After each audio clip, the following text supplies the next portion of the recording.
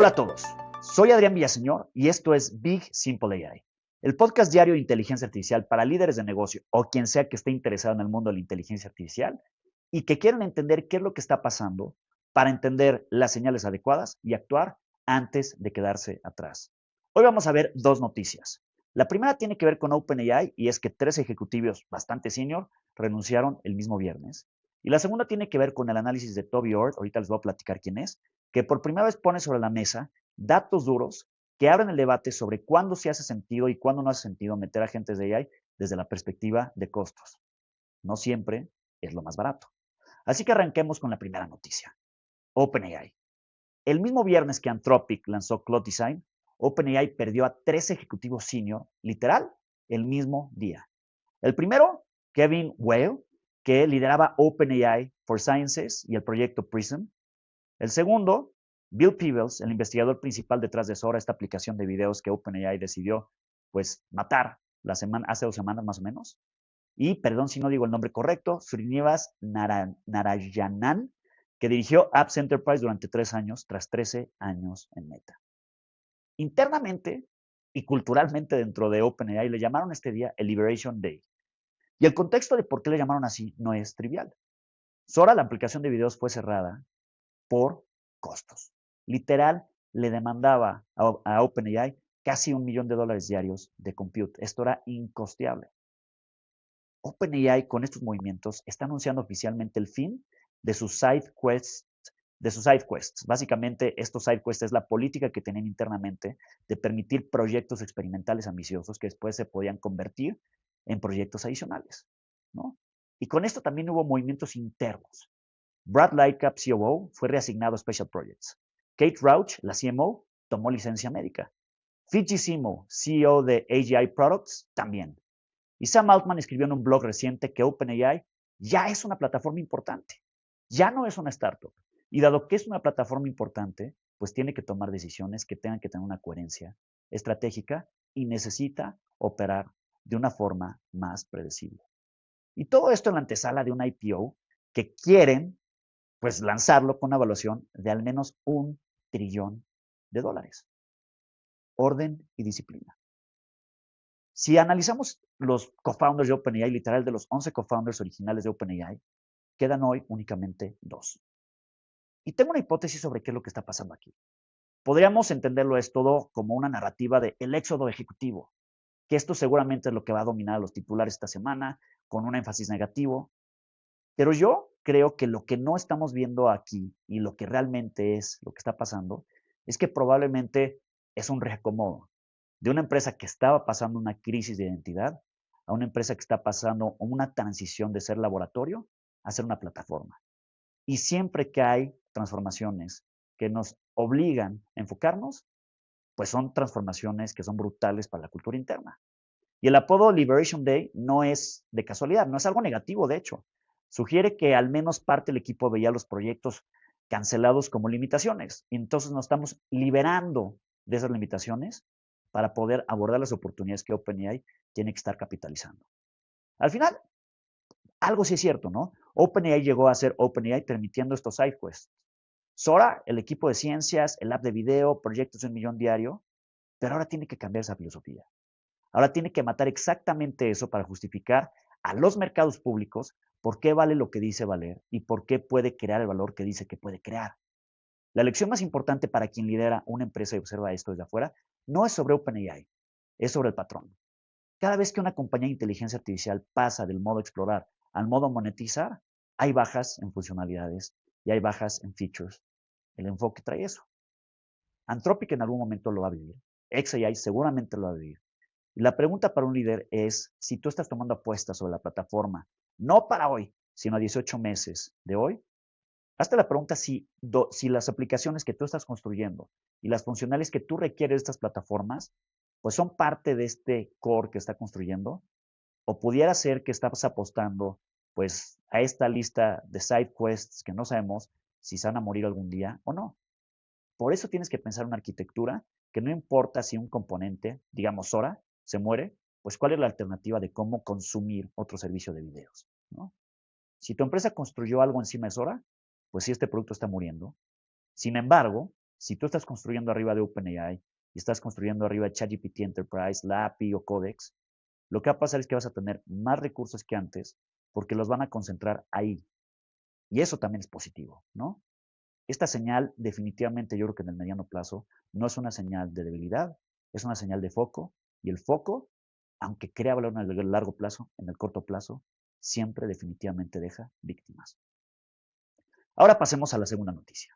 Y esta noticia creo que tiene unas implicaciones muy importantes y útiles para decisiones concretas que puedes tomar desde esta semana. Toby Ord, un filósofo de Oxford e investigador de riesgo existencial, publicó un análisis que me pareció brutalmente interesante. La pregunta central es, ¿están también subiendo exponencialmente los costos de los agentes de la inteligencia artificial? ¿Y dónde realmente es que sigue haciendo sentido estos agentes o no respecto a una decisión económica? La respuesta corta es, ¿hacen sentido? Sí.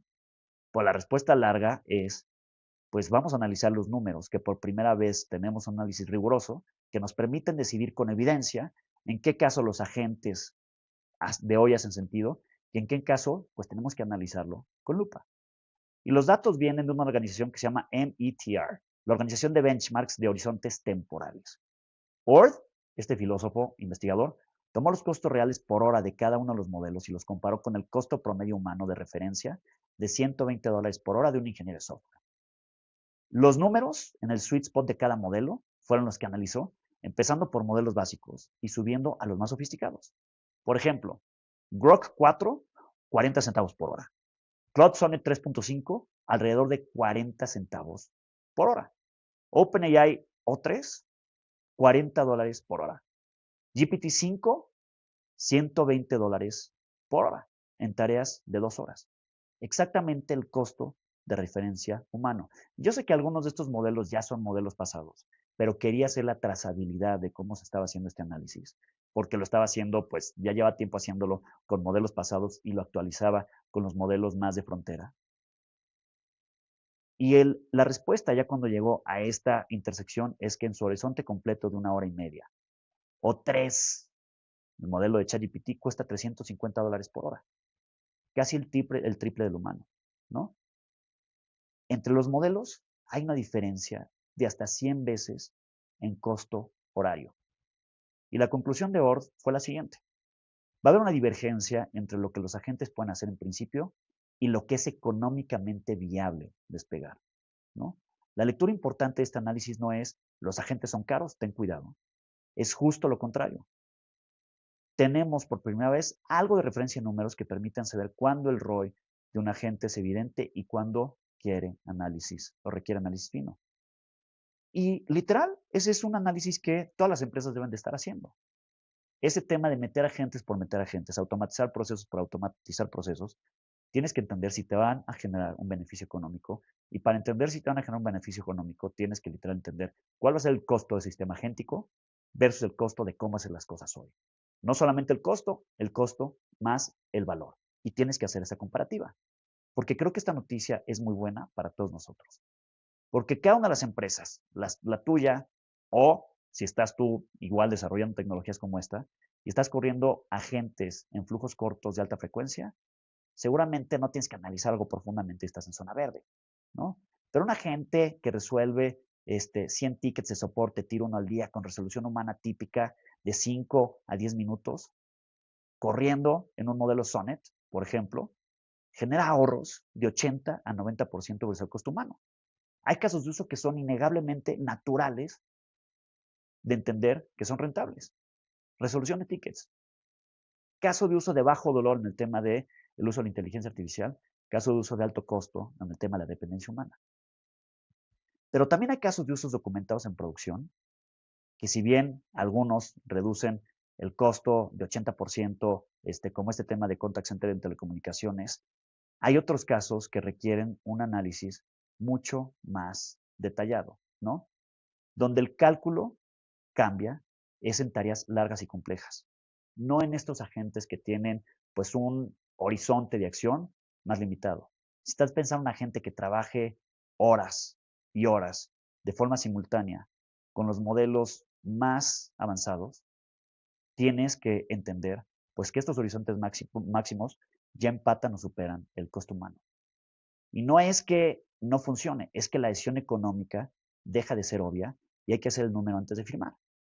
Ahora, este reporte definitivamente, pues sí está acotado en un tema, ¿no? Está hablando costo directo contra costo directo. Y cuando, pues realmente sí comparamos un tema de costo directo, pues puede llegar un momento donde los agentes pueden ser más costosos que los humanos. Pero si tú estás únicamente comparando costo, te estás quedando corto en el análisis. Costo, productividad, qué tanto estoy reduciendo errores, qué tanto estoy avanzando mucho más rápido los objetivos que puedo utilizar. Si al final por hora el agente te cuesta más caro que una persona, pero por hora el agente te produce 10 veces más output, también tienes que entender pues que el costo versus costo no es la única métrica. Y es exactamente ese el punto que me gustó de este análisis.